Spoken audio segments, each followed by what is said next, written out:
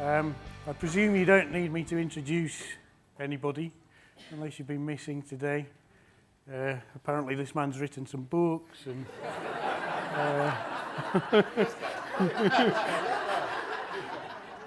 I don't think they're any good.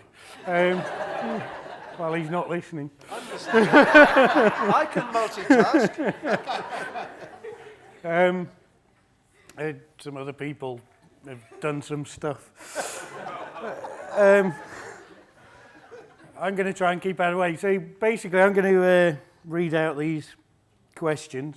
I'm going to ask the person who it appears to be most relevant to start us off. But I'm going to ask everybody on the panel for their opinions, whatever the topic is, even if it's about dinosaurs. And then we'll open it up to you if you want to comment, ask a question back, just add your input on it. And as Sean said, if you can sort of stick your hand up and wait for somebody to thrust a microphone into your face and then speak or be damned. So I thought, and finally, can we try and stick to the question and not go off down another path about dinosaurs or whatever? And particularly Jeremy and Luke. No fighting. And Nicky's job is basically to keep these two apart and give valuable input. So I thought we'd start off with the most general question. I'm going to sit down now as well. So the most general question I've got appears to be this one. And everybody can answer this, I hope. What are the most important developments in EFL theory and methodology which you think we as DOSes should be drawing to the attention of our teachers, excluding dogme and technology?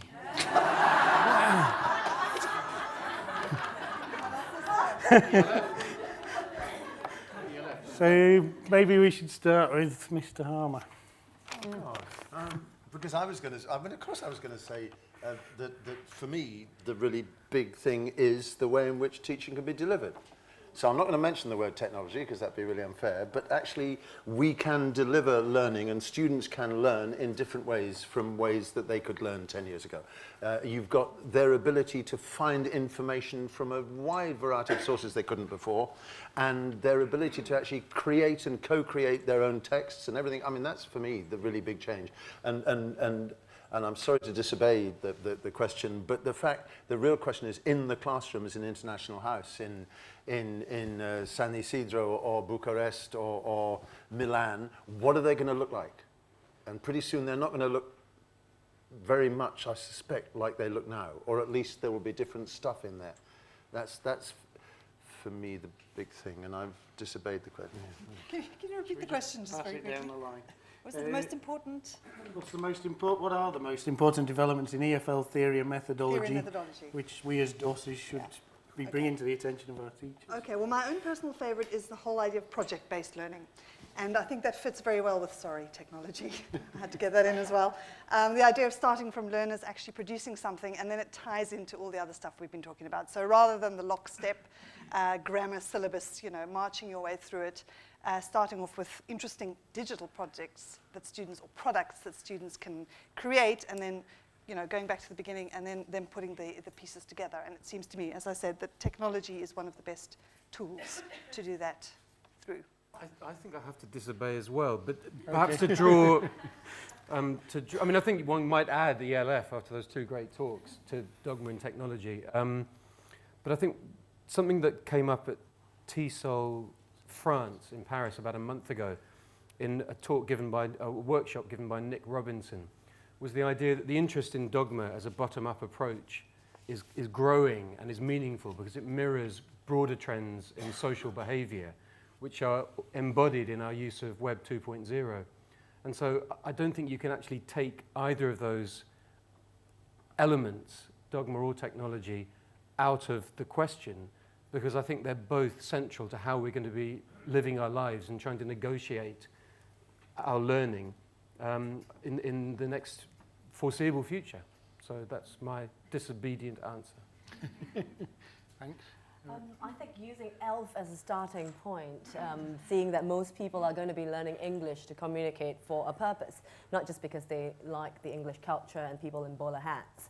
I think that perhaps it's not about teaching general English anymore. I think that might be a misnomer, that it's about niche market teaching and conducting needs analysis for students in each individual classes and delivering classes that suits those students. Perhaps we will move away from being teachers and more trainers and coaches. And again, because of the focus on needs analysis, perhaps a move away from course books as such and towards resource books and resource packs that would suit the needs of the students. So niche market teaching, I think. Thanks. I'm going to disobey as well. It's a fashionable. Everybody is. I think the thing that I'd most like to see on training programs isn't something that's new. It's something that's been more or less forgotten. I'd love to see a great deal more attention paid to pronunciation, because it's not peripheral. It's not Friday afternoon. It's actually the core of learning a language. And as I've tried to demonstrate in other places and other talks, students who have poor pronunciation in English, obviously their ability to speak and be understood is very limited if their pronunciation is poor. Their ability to listen to other people using English and understand what they're hearing is very poor. Their ability, and this really is what closed the circle for me, their ability to read in English is very poor if their pronunciation is poor. This is work that Catherine Walt has been doing first in London and then in Oxford University on L2 reading. And you need to be informed about this. But there's a very, very clear and strong link between level of pronunciation and ability to read in English as a second language. You mean read aloud? No, to read, open a book and read. And the poorer your pronunciation, the greater problems you have reading, and therefore everything else becomes incredibly uphill. There are also links between poor pronunciation and poor writing skills.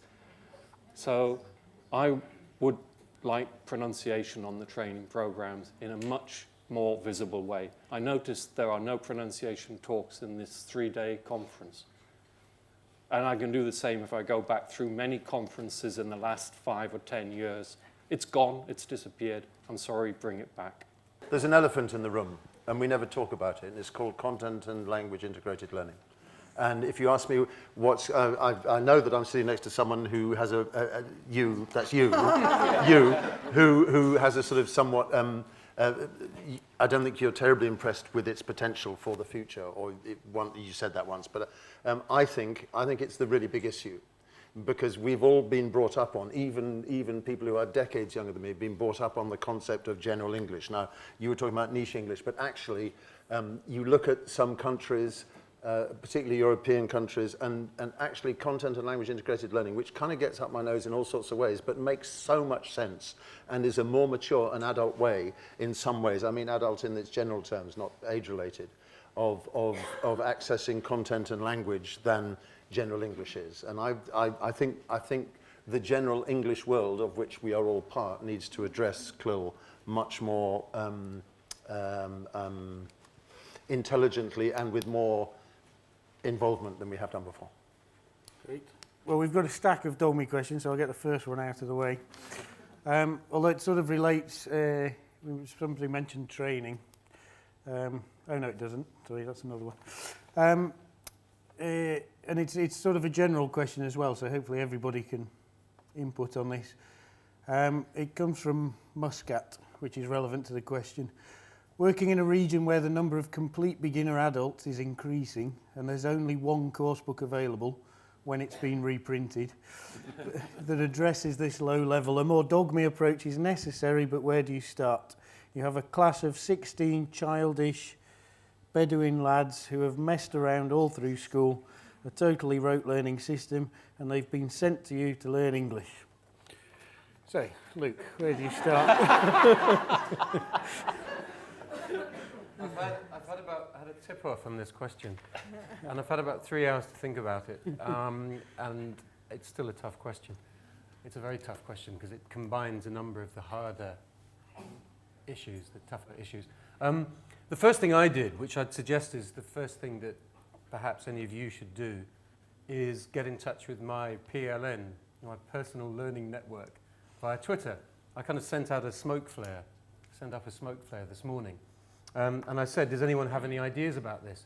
So the great thing about engaging with people via Twitter, even via Facebook, by looking at some of the evidence on the Dogma Yahoo group list, which includes regular posts from people who are teaching in that part of the world, is that you can immediately get comeback, you can immediately get ideas, and you can start trying them out and seeing what works. I think my favorite answer was one from a guy in Turkey called Dave Dodgson. And I think everything he says here briefly in a tweet is relevant to the question. He suggests negotiate rules for how the class, rules in inverted commas, for how the class will work, and focus on learning about their interests. They can teach the teacher. Now, there are clearly issues with childish late teens who may not particularly want to be there. But in the same way that I've suggested that no student is boring if one digs deep enough and one is patient enough, I think there are ways to access engagement and interest and a desire to participate in teenagers, even of that recalcitrant variety. So Dave's final point, they can teach the teacher, I think is a relevant one. Dale Coulter, mentioned again, says try and connect on a cultural level. Use photos, use videos, try and canvass opinion. I think opinion is one for later, perhaps, once you've started to engage with them. But, you know, use mobile technology. I don't know. Who asked the question and where are you? Do they have mobile phones? Everybody has a mobile Yeah. phone, an iPad, Okay. and we constantly use LCD projectors and internet connection. But I think the problem is from previous experience in school. It carries on in the classroom. Yeah. They don't know how to behave. Yeah. So they think that it's okay to come in and behave the same way that they have always behaved in their school life, which is a classroom of 50, 60 students where the teacher teaches to the front row Yeah. and the rest at the back. And the English teacher probably has no English, which often happens. Yeah. So Well, I think a lot of that's the problem. yeah. Well, so that encourages me to think that Dave's idea of negotiating rules for how the class will work is a good idea, hard in practice, I realise. But also, if there's a way to take advantage of their access to mobile technology in terms of them capturing stuff that interests them outside the class and trying to build into class the idea that they can participate, they can bring stimulus in, they can actually become, to some extent, the content of the lesson, I think is valid and has some potential. I'm not suggesting you haven't tried No, that. we do the rule thing. We do negotiate the rules Yeah. at the beginning. And they think it's actually really funny to break them. Okay. It's And quite fun. yeah, they do. They teacher Yeah.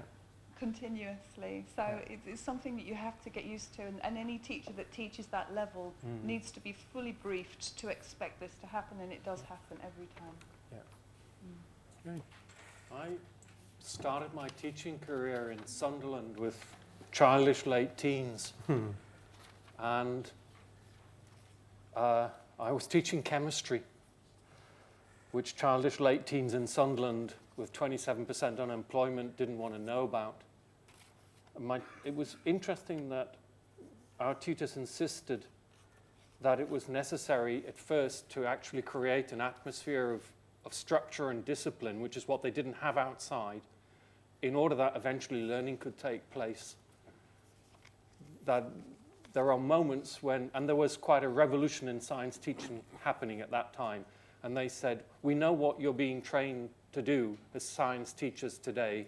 Don't come and do it here in Sunderland at this moment in time. Or if you want to do it, you're going to have to go through a phase of training the students to understand that you mean business, but that you respect them. And when they finally accepted that you do genuinely respect them and love them and mean business, then you can begin to move towards the way you're being trained to teach science. But don't do it right now. It ain't going to work. They're not ready for it yet. And perhaps there's a little bit of similarity there, that they need quite a lot of structure and discipline in the best way, I mean this word, before you can move to anything like dogma. Perhaps it's not appropriate for them at this moment. Thanks. Nikki's got... I haven't got much experience with teaching teenagers, but the little I do have, I found a book, very old, incredibly useful. It's called Teaching Teenagers. It's by Herbert Puchter and Michael Schratz, 1993.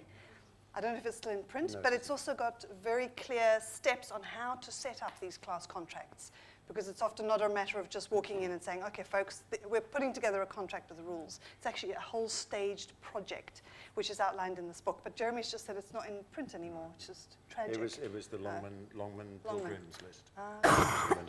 Okay. Damn. I'd like to say that, yep, thank you for the advice about teenagers, but it's not all teenagers. We do have 30-year-olds who behave like 10-year-olds as well.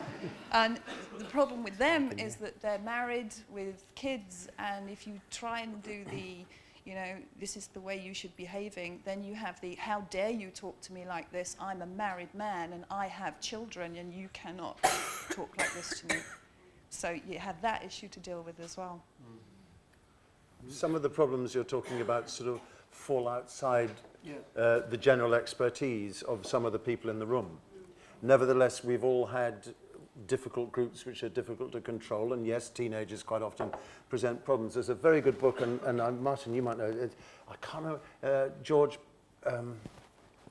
Petty, I think his name's Petty, and it's a book for ordinary English, I mean English secondary teachers. It's a sort of secondary teacher methodology book, doesn't matter what the topic is.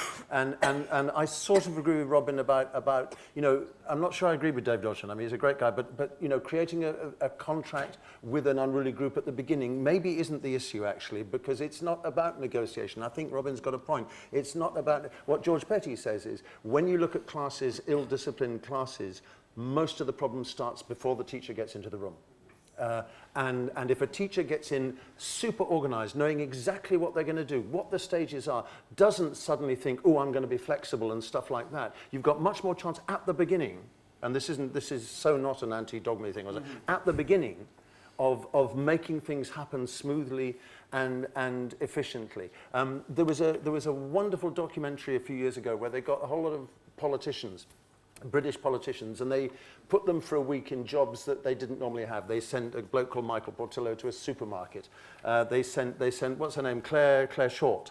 They made her a secondary school teacher for a week, and it was a complete disaster because the kids just ripped her apart. She was trying to teach them about escarpments, and funny enough, it was geography, since geography came up this morning, the teachers were saying to her, look, you've got to be organized. You've got to be absolutely organized. For example, you let the kids just walk into the class like that. We don't do that. The teacher stands in the doorway so that only one child can go in at a time. And then you tell them where to sit and you make sure where they sit and blah, blah, blah. And Claire Short was saying in her little video diary, bloody fascists, they're all fascists, teachers are fascists. And there's part of me completely sympathized with her because I want to be much more flexible and negotiate and things like that. But by Thursday, she was desperate. And you know what she did? With a kind of look of, you know, she stood in the doorway and they walked in one by one. And she had the best first 5 minutes of the class she'd ever had all week because she was organized and sorted. Now, I don't think this is an answer to students in Muscat, but I think I'm sort of pretty much repeating what Robin said, which is of all situations, this is the one where the teacher needs to have a real clear idea of what they're going to do. And by the way, you can do it with or without materials. That's not the issue to me, because you know any teacher with experience can run classes for quite a long time with all sorts of cards and bits and boards and everything else like that, even if you're not getting it all from the student. It's all about really thinking it out before you go in. It's that easy. Thank you. Anybody else like to add to that? I think we mustn't confuse classroom management with material light or material-less classrooms.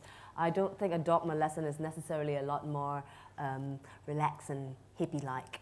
a dogma lesson can have strict classroom management contracts and rules too. So I think the two slightly separate issues perhaps. If anything, I think that catering to the interests of those teenagers in a sort of dogma-esque fashion might motivate them to come to class on time.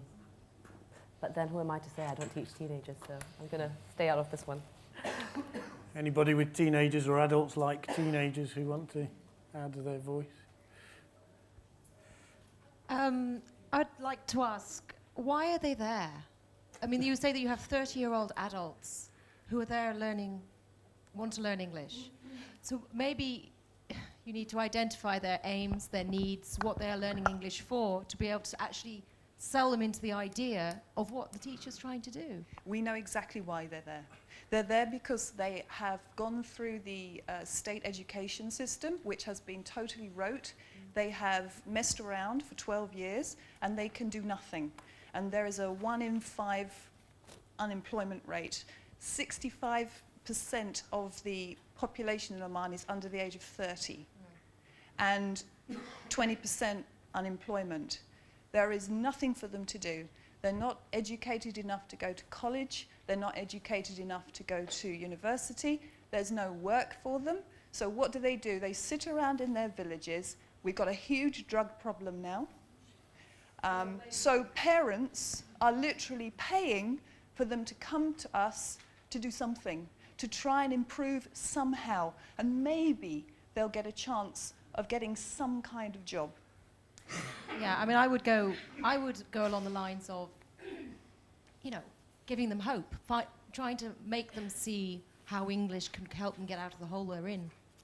But then we have teenagers that come to us in the summer, and these are the ones that are aiming for university, and they say to us openly, well, okay, we got 95% in our secondary school leaving certificate, and I'm like intermediate level English, but I know I'm never going to get a job because there are no jobs available here. And that's a 17-year-old. I would get them to look abroad. Okay. But they can't because they're Islamic. It's an Islamic culture. Not allowed to. So it's a big circle. Okay. Big circle. Thanks for that. I was trying to save the controversial ones for later, but we've got quite a few dogme. It's not going to be all dogme. And I'm afraid your name's in the question, Luke. Oh. How would Luke provide a convincing case for the use of dogme or teaching unplugged to the Minister of Education of a country concerned with improving the English language teaching in primary and secondary classes? I made the point this morning that it's never all or nothing. And education departments, education ministries, and at kind of more micro level, school organisations, school managers, very often like to have a strong sense of control over what's happening. And course books, for example, are one way of providing that. They can sometimes be somewhat illusory in terms of the progress that learners are really making, but they are an almost inevitable part of the kind of macro level structuring that question implies. So I think it's about trying to find, before you speak to the minister, I think it's about establishing in your own mind and establishing through discussion with colleagues what kind of space there might be within the curriculum, within the syllabus, within the lessons for a more spontaneous, a more organic approach, and to try and work with the system in that context. And I think to talk about some of the values that are often sort of foremost in the syllabus or foremost in what education ministries say about education, like motivation, like relevance, like learner-centeredness, and explain and make the argument that this way of teaching is one way of increasing motivation and increasing relevance and of being genuinely learner-centered. I've never had to do this, and I'm not sure I would be the man to make this case, but that's the top-of-mind answer to that. So I think the key there is not to think that you're trying to throw the baby out with the bathwater, to do something completely different, to do something that's counter to policies that you, as a school manager or as a teacher, have no chance of changing in the short term, however much you're in agreement or in disagreement with them. So I think it's a case of working with the system but also of trying to work out how much space there is within your classes for a kind of teaching that can be, which you can make an argument for. I don't know if this counts as dogma, but this is actually happening in England the first year of primary school. So you'll tell me if it counts as dogma or not. But my son is in a school, and I think in most schools this is what is happening, where there is one structured or two structured activities a day, and the rest of it is different posts where children go and choose what they want to do. Yep. And the way it works is that the teacher and the assistant teachers observe the children in these different posts and take notes of what they're doing, and sometimes go towards them and go with what they're doing, asking them questions and telling them to try things out or whatever. And there is a curriculum, but the curriculum is based on their competencies. So it will be something like, social competencies, for example, or language use, or that kind of thing. So again, I don't know if this would count as dogma, but for me, it's a way of building on what the the kids are interested in. Absolutely, and I think it's about transferring agency to the learners. And I think the idea of learning posts is another thing to consider once discipline has been established in Muscat. The idea that you're giving people a choice of what they do and you're then supporting them in that. So yes, to me that's perfectly consistent. Anybody else like to add? I see a vague connection with what you were talking about today, but only very vague. By the way, watch out with your child, because you've got Key Stage 1, Key Stage 2, Key Stage 3. It's all coming. SATs all the time. So, you know, this thing about selling dogma to ministries of education, boy, it's on the way. But what happens in British primary schools fills me often with awe and wonder, and it works really well, because what happens in the curriculum planning is that it is less sort of, well, you get things like you get themes and topics built into in a very CLIL-like way, sort of built into a week or 2 weeks or a month's work, and within that there's a sort of topic and a theme, and lots of things relate to it, and the kids do go to different stations and choose different things to do depending on which age they're at, and they build towards it, and it's cross-curricular, and you go from this side to that side, and so on and so forth. And I'm sorry, I'm not trying to be rude about dogma. I mean, yes, of course it shares some of the things you were saying, and any good primary teacher, whether it's a 5-year-old or a 10-year-old, does what I think your last point was, which is get kids to question. Because what happens in good primary schools is if you want to call it critical thinking, I'm happy with that, but that's one of the things that happens. But there is an overarching kind of feel in the curriculum in most British primary schools, and as I say, just round the corner, here come the SATs, because our last stupid government and the one before, which was even stupider, just went on and on and on testing kids all the time. Yep. You know. I think the question of testing and exams is a really important one, whether you're talking about ELF or dogma, because I think it all boils down to what the exams are testing you. And we talk about accommodation strategies and adapting and communicative competence. But when it comes down to the exams, how are we actually testing someone's language proficiency? Are we testing them with discrete item grammar questions? And if we are really testing communicative competence, then I think, you know, whether you're using dogma or whether you're focusing on ELF, I think it all ties in. But I think we need to address what the exams are testing in the first place before we can start promoting approaches that actually really do improve your competence. Thank you. Question over here. Yeah, Luke, I was actually with Scott on one occasion in the Ministry of Education in Ramallah, in front of the minister, who in fact is an English teacher. I'm a great fan of everything you're saying about turning everything towards the learner. What was very, very clear is something that Jeremy is saying, is that it's not just about pedagogy, it's not just about educational aims, it's also about politics. And in that part of the world, it's pretty important, but actually it's important pretty well everywhere. So we also had, this is on the technology thing, which was, we were with Adrian Underhill as well, and they are still planning to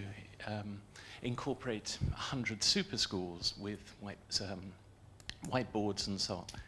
And they were very excited about this. And Adrian Underhill muttered rather loudly, yes, they tend to work better when there's a source of electricity, but that's just the technology issue. But the whole business of politics and hardware and so on actually kicks in far more. And while we have a wonderful image of learner-centered training and teaching in dogma, it is unfortunately unable to reflect the reality of what's going on in the wider world. So in essence, we come up against harsh realities. But I do think sometimes if we feel that something benefits our learners, then as teachers we need to make that argument. And it may be that we need to disagree strongly with certain policies. If it's a kind of uncritical application of interactive whiteboards, we can't stop them being installed. Yeah. We can't stop the decisions about budget which lead to that. But we can at least talk about how they can be used in a way that fits with what we think benefits the learner. And I think this relates also to the testing, to standardization, to the numerous frameworks which are being developed and imposed even as we speak in many contexts. We need to be able to say, and we need to be able to say for principled reasons, why consistent SATs testing is damaging to children, as numerous reports have found in this country. And we need to make those arguments. We can't win every argument, and it may be at times that reality or a certain level of reality wins, but we can't be kind of cowed by that. Fine. It's just that educational policy is not always based on an excellent policy I see that completely. A methodology like dogma is based on other things as well. Yeah. And that's the reality that, affects me directly in my work. Yeah, no, I know, yeah, absolutely right. In my experience of making the learning accountable, what I mean by that is so that in my context, for example, to make sure that my director could see that there was going to be some tangible results at the end of this, to sell to her the idea of this style of teaching. Okay, we had a level which we would describe as a first certificate level where the students needed to get up to the next level. How was I going to do that with my fellow teacher? How we were going to provide that for them? And I had to explain to her how we could do it. I also have a friend, a very good friend, who works for the Ministry of Education in Argentina. Incidentally, it's quite difficult for a Brit to get into the Ministry of Education in Argentina and work there, who went to the head of foreign languages and said, I would like to teach in this way, which turns out, incidentally, to be a dogma way of teaching, and say, I know that you guys need to get these kind of results. You have X, Y, and Z to get through. I'm not going to go against that, but I'm going to show you another way of getting to it. And I think it's also a question, therefore, of being locally, culturally sensitive to it as well. And to make the ministry, or in my case, the director, realize that it's going to work and how it's going to work. Even if it sounds, like Chia was saying, hands sound a bit hippy-dippy and airy-fairy and happy-clappy, as Scott once said as well. It's not any of those things. It's a question of showing how it can be accountable and how it can really work. I suddenly had an image of happy-clappy Scott, which is rather wonderful. It's a beautiful image, isn't it? Yes, it's a lovely. Okay, on the image of happy-clappy Scott, we'll move on. And a related theme, but moving things more into the ELF world. With the dominance of exams, mainly the main suite, and the way candidates are graded on pronunciation, how can we integrate ELF pronunciation and still meet the students' needs? And should the grading of the exams reflect ELF? Maybe you should start us off, Robin. Well, the grading of the exams, yeah, I'd love to see exams that, in terms of grading pronunciation, took ELF on board. I hope we will see that. It isn't the situation at the moment, and if I'm preparing students for a Trinity exam or a Cambridge exam and the grading doesn't take an ELF approach to pronunciation, then I have to take the approach that will get the students through the exams. And I have no doubts about that in my own work. I'm preparing them for an exam that has set criteria. They need to be prepared in order to pass that exam and not the exam I would like to see there. But I think we will see the major examining boards shifting away from a native speaker-based set of criteria towards an intelligibility-based set of criteria. And for example, when you look at the criteria which are being used by I think it's the ICAO, it's the board that governs international flight, and their criteria for the language that goes on between pilots and air traffic controllers, which is always done in English. Their criteria talk about levels of intelligibility and how the person's, it doesn't say L1 accent, that's exactly what it doesn't say, but it brings out the idea, the wording's there, but I'm not going to look for it now, it brings out the idea that an accent, whichever it is, can interfere with intelligibility. And actually, if you go on live and listen to some American pilots speaking in English, wow, they're not very intelligible and they'd fail this test. So this shift towards intelligibility as the criteria versus the ability to reproduce a standard accent as the criteria is beginning to happen. And the great thing will be when it filters down through to the major exams, such as Cambridge Advanced and the Trinity suite of exams. It hasn't happened yet, though. Thanks. We've got a question at the back. It's not so much accent, it's the pronunciation that's important, and the correct intonation and the correct stress. Because I've had to teach fighter pilots out in the Middle East, and they actually need it, and they have to be absolutely dead clear. Okay? So I really think we go back to the pronunciation thing, which gets ignored. I have to agree. That's why I was one of those that clapped very loudly. All right, and I, for one, would be saying that's where we have to go. The Common European Framework, looking at more can-do statements rather than able to use the present perfect. We're already sort of moving towards judging people according to their communicative competence rather than their, I don't know, ability to produce grammar forms. Yeah, I haven't been a Cambridge examiner for a year or so, but as far as I remember, the rubrics already state that, well, it's very clear that one of the key issues is comprehensibility. So I'm not quite sure whether it hasn't already filtered down to that. So, yeah. And native speaker, I don't think is mentioned anywhere now in rubrics. So. Yeah, well, I haven't examined for Cambridge for a long time, but I do remember the references to native speakerness or non-native speakerness. That's fantastic that it's gone. So we're moving in the right direction. So it's great. Great. Anything to add? I just want to say something about exams, having sort of gone on a bit about Key Stage 1 and said we test kids too much. I actually take a very benign view of exams. I think they're a bloody good thing, because if they're the right kind of exam at the right kind of time, they have an effect on student motivation, which is more powerful than almost anything else like that. And students study for them con ganas and you know, with real kind of, you know, and they're wonderful. And this leads on, and sort of I'm trying to link in Alistair's point and Simon's point, and you know, and if you really do want to change the world, and you want to change the ministry, don't go selling them a methodology. Go selling them a test, because if you can change the test, if you can change the way the test looks, which is a bit like you saying to your director, look, let's write a new test. I'm not going to tell you how I'm going to teach it. Let's write a new test, or whatever it is, and whether it's can-do statements or whether it is an intelligibility rubric, 5 columns along the top and 5 columns down here, which doesn't actually matter what it is, but actually proper evaluative measures really, really work if they're done in the right way, and if they're not done in the way that in some education systems are done, where you're whapping kids with fairly mindless tests all the time. That's what we wanted to. Sorry, just to add, because I felt a little bit optimistic there, you see, from what you'd said, but actually there's quite a long way to go. Because if the examiners are still native speakers, subconsciously what they're doing is measuring accentedness. Even though the rubric says something else, they're saying, well, that's a very heavy accent, and they're not measuring intelligibility. It's very hard as a native speaker to actually switch out of accentedness and switch into intelligibility. And so you're still basically measuring EFL skills, and if you want to measure ELF skills, then the examiners for Cambridge would have to be non-native speakers. No. No. I so profoundly disagree with that.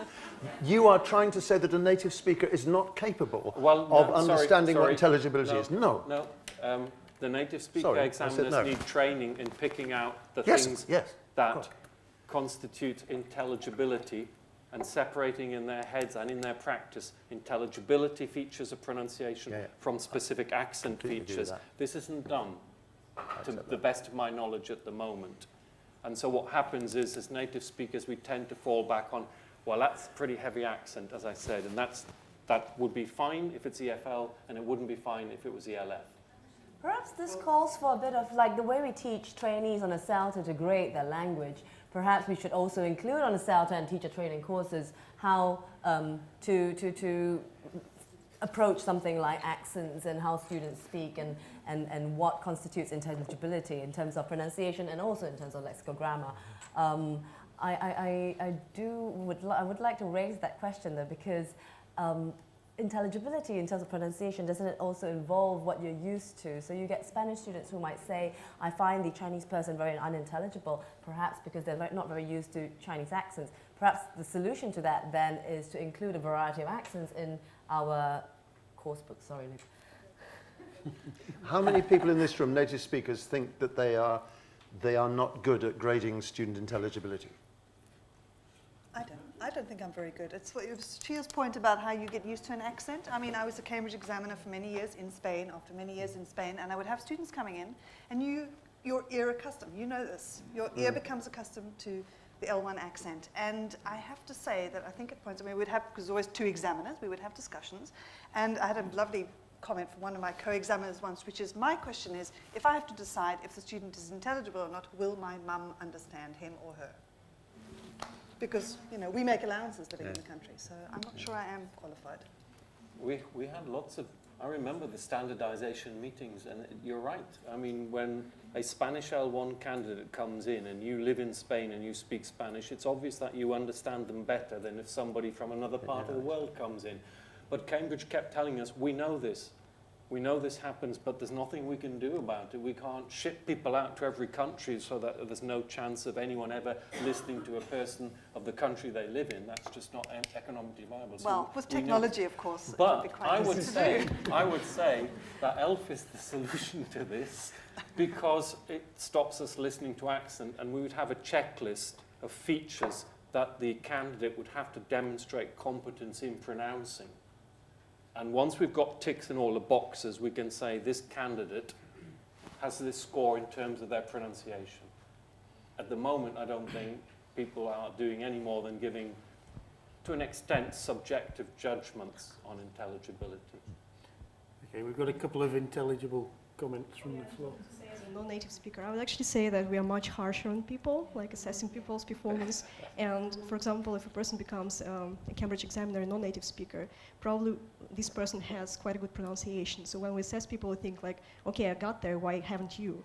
So that's, that's actually, you know, we are much harsher on people. Yeah. And there was one at the back. Could I just ask for a point of clarification, please? It's to do with semantics, really. Could someone on the panel define what we're talking about in terms of accent? Miss Jeremy. Well, I actually think we should go further back and stop talking about native speakers altogether, because I'm not sure it's a helpful term at all. I don't know what a native speaker is. There's, you know, how do you define a native speaker? David Crystal has this wonderful example. You know, if you've got a Somali guy marries an Italian woman, and they live in London and they have kids, and the language they use to communicate with each other is English. Of what is their child a native speaker? What's their home language? The native speaker is a very, very difficult concept, and I would much prefer to use a competent speaker of English from whatever place they come, who is universally intelligible. And that means much more to me. And when it comes back, let's go back to ELF, when it comes back to this whole thing of teaching, and I don't want to get into pronunciation teaching so much, when it comes into teaching, it really doesn't matter who does the teaching. It doesn't matter at all. All they need to be is competent at the language, universally intelligible, and have sound pedagogy. And then it really doesn't matter. And the thing that is quite extraordinary in my lifetime, which is an awfully lot longer than some of your lifetimes, is the fact that if you go around the language schools in the UK now, you will find many teachers who are not specifically whatever we call native speakers. You find there's a school I know in Cambridge, which is a perfectly reputable school, even though it's not an international house. It's a private language school, and the teachers are Czech, Georgian, Polish, all sorts of things, and a few Brits as well. And this to me is the greatest thing that has happened in my lifetime in terms of English teaching that I can think of. I don't know what I was going on about, but anyway, there's something to do with it. So accent, what I like most was in your talk was this thing about, people thinking that accent equals intelligibility. You have to have the right accent. But it's just not happening so much anymore, certainly not in this country. Of course there's a tremendous, there are lots of native speakers being terribly British, but they're kind of like a dying breed in a sense, I think. And I think, well, I've said it. Intelligibility is a funny one, though, because Yes, wasn't there some research done where, just by looking at, say, for example, my face, and you don't expect me to be a native speaker because I look Oriental, no matter what I say, you would almost assume that it's going to be not intelligible, and then you would kind of have this psychological obstacle that makes you go, sorry, what again? Despite the fact that I'm speaking perfectly intelligible English. I think expectations, stereotypes, all these things play a part in making someone intelligible or not intelligible. So again, back to the whole idea of perhaps raising awareness in the classroom and having discussions about such things. I think this is a bit like cigarette packets that still tell you, this is very dangerous. Don't open this. Intelligibility is very complex. So it's quite interesting that we all know what we're talking about, but if you actually ask people to explain what it is, that's not so simple. Accent is simpler. Accent is variations in your pronunciation from an established norm, and as opposed to variations in your syntax or in your lexis and so on. So that's what's generally understood by accent. Intelligibility, however, that's wow. And it does, intelligibility, there's a whole area to do with, because in fact often we've understood intelligibility to be, okay, I'm going to sit and listen and then I'll judge you to be intelligible or I'll judge you not to be intelligible. And quite a lot of research work's done in this way, but this falsifies what happens in life. It's a necessary when you're doing academic research, but it's not actually what's really happening. And what Chia was talking about definitely does happen. That people make tolerance of variation with certain interlocutors and then don't make the same tolerance with other interlocutors, depending on the way they view the two types of interlocutor. So native speakers together can be incredibly tolerant of each other's variance. So when you start talking to somebody from Australia, you know that it's going to be different, but you don't start trying to correct their pronunciation.